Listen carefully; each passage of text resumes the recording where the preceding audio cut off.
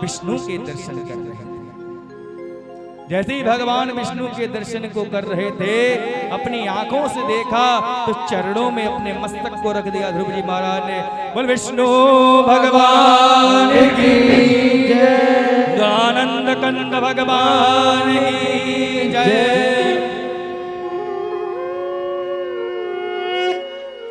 ध्रुव जी महाराज भगवान के समीप खड़े होकर हाथ जोड़कर कहने लगे, भगवान आप इतनी जल्दी आ गए। मेरी माँ तो कहती थी कि बहुत घनघोर तपस्या करने पड़ती है। प्रभु आप बड़े दयालु हैं, बड़े कृपालु हैं, तो मुझे छोटी सी अवस्था में मुझको दर्शन दे दिए। दाढ़ी सफेद हो जाती है, शरीर पर दीमक चिपक जाती है, तब कहीं जाकर ऋषि मुनियों को दर्शन होते हैं। लेकिन आप इतने कृपालु, इतने दयालु, आपने इतनी छोटी सी अवस्था में मुझको दर्शन दिए प्रभु। ध्रुव जी महाराज को ध्यान आया कि दर्शन तो हो गए, लेकिन माँ ने यह नहीं बताया कि दर्शन के बाद करना क्या है। सभी शांति बनाए। ध्रुव जी महाराज ने हाथ जोड़कर भगवान से कहा कि भगवान आपने दर्शन तो दिए, लेकिन करना क्या होता है मैं कुछ भी नहीं जानता। आपसे एक बात मैं कह सकता हूँ। भगवान ने कहा, अरे बेटा ध्रुव पुत्र बताओ क्या कहना चाहते हो, आज तो तुमको देखते रहने का मन कर रहा है। भगवान टकटकी लगाकर छोटे से सुकुमार ध्रुव जी को देख रहे हैं बारंबार। ध्रुव जी महाराज ने कहा, भगवान मैया मुझे जब कहानी कथा सुनाती थी तो बताती थी भगवान जब प्रकट होते हैं तो बड़े बड़े ऋषि मुनि ब्राह्मण आदि गण जो हैं वो बड़ी बड़ी संस्कृत की स्तुति से आपकी अर्चना करते हैं, वंदना करते हैं। लेकिन मैं तो छोटा सा बालक हूँ प्रभु, मुझे तो अभी कुछ भी नहीं पता कि कैसे कौन से मंत्र होते हैं। भगवान एक बात कहो अगर आप नाराज ना हो तो। भगवान ने कहा, बताओ क्या कहना चाहते हो।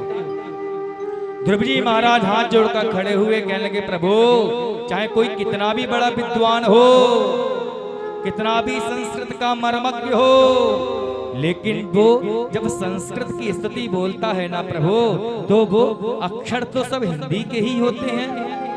प्रभु मुझे कोई श्लोक नहीं आता, लेकिन मेरी माँ ने मुझे छोटा आ बड़ा आ हिंदी की वर्णमाला रटा रखी है। अगर आपको बुरा ना लगे तो मैं पूरी वर्णमाला आपको सुना दूं और आपको जो मन करे अक्षरों को जोड़ लेना और अपनी स्तुति बना लेना। भगवान मुस्कुराए, कहने लगे, बेटा ध्रुव पुत्र सुना दो तुम्हें जो आता है।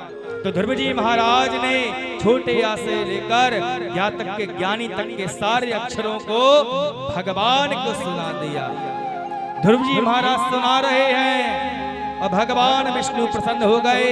जब पूरी वर्णमाला सुना दी, भगवान विष्णु ने अपना हस्त जो है वो ध्रुव जी के सिर पे रखा। बेटा ध्रुव कोई कितना भी बड़ा विद्वान क्यों ना हो, लेकिन ऐसी स्तुति आज तक किसी ने भी नहीं करी है।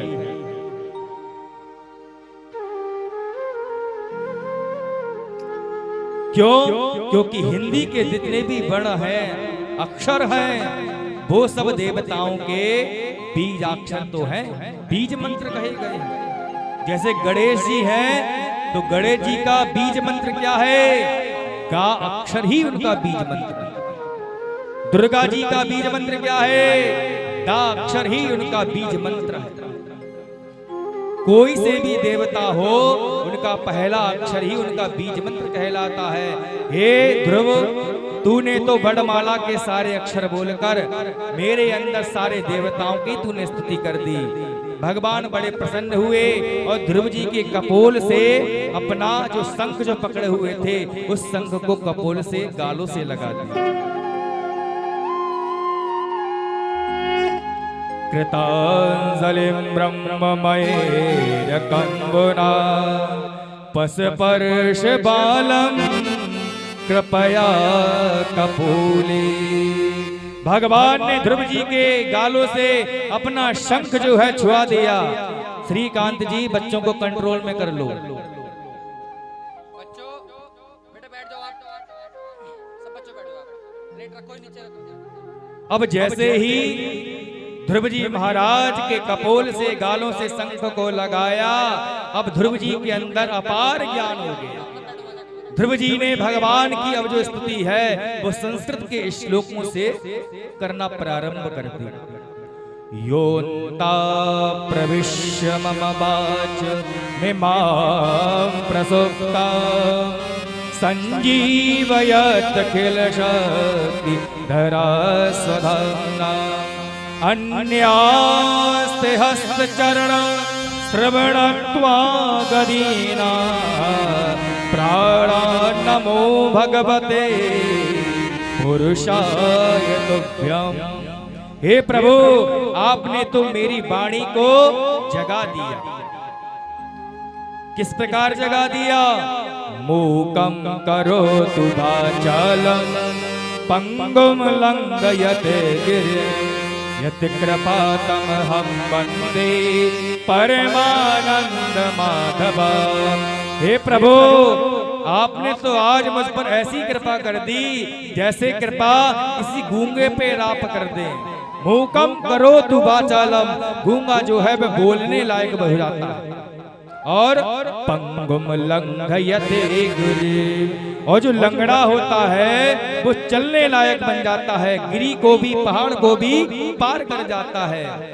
यत कृपातमहं वन्दे परमानंद माधव।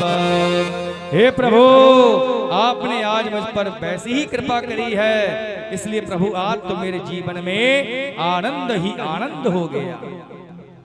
भगवान विष्णु ने कहा, बेटा ध्रुव, बताओ तुमको क्या चाहिए, मैं तुमको क्या वरदान दे दूं। ध्रुव जी ने कहा, प्रभु आपके दर्शन हो गए, अब तो कुछ भी शेष नहीं रह गया, बस आपकी कृपा बनी रहे। भगवान विष्णु ने कहा, अरे ध्रुव, कृपा तो बनी रहेगी, लेकिन मैं चाहता हूं कि तू राजगद्दी का उपभोग कर। भगवान ने कहा, 36,000 वर्षों तक जिस गद्दी पर बैठने के लिए तूने इच्छा करी थी, उस गद्दी का उपभोग तू 36,000 वर्षों तक करेगा। इतना जब कहा तो ध्रुव जी महाराज ने अपने मस्तक के लिए भगवान नारायण के मस्तक पर रख दिया और भगवान से कहने लगे, प्रभु अगर मैं कुछ मांगूं तो आप देंगे? भगवान ने कहा, बिल्कुल, तुम जो कहोगे वो मैं तुमको प्रदान करूंगा। ध्रुव जी कहने लगे, प्रभु संसार में जितने भी सहारे हैं ना, वो कुछ पल के ही हैं, एक ना एक दिन सहारा टूट ही जाता है। इसलिए प्रभु दुनिया में कोई सहारा दे या नहीं दे, लेकिन आपका सहारा मुझे जीवन पर्यंत मिलता रहे, क्योंकि आपका सहारा ही सबसे बड़ा सहारा है। प्रभु मैं आपका ही सहारा चाहता हूं। ध्रुव जी क्या कहने लगे, कोई देना सहारा दे